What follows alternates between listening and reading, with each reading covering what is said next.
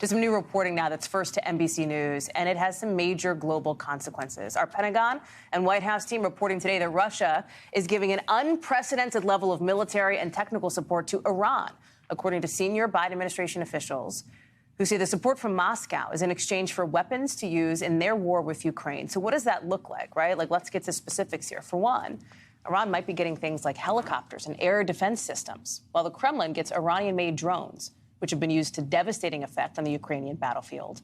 According to White House officials, there's even the possibility of the two countries establishing a joint production line for drones in Russia. Joining us now is NBC News correspondent Courtney Kube, who covers national security in the Pentagon.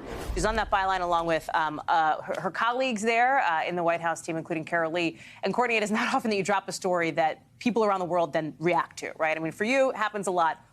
Talk to us about the implications on this, because we've seen this reverberate. What can the U.S. do about this relationship between Iran and Russia? I just talked to Ned Price about sanctions, for example. What are the other tools in the toolbox here?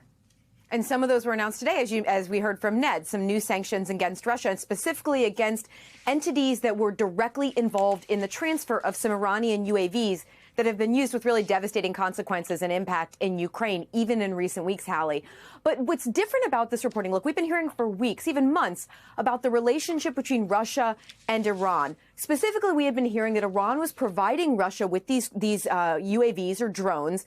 There was some belief they could begin to transfer up to hundreds of ballistic missiles to Russia. That's not, the U.S. has not seen that quite yet, but there's still concern. But what we're learning today from Biden administration officials is that that relationship has now bloomed into what they are calling a full-fledged military partnership, meaning that weapons, equipment, and expertise and training are now flowing in both directions, not just from Iranians to the Russians, but also in the other direction as well.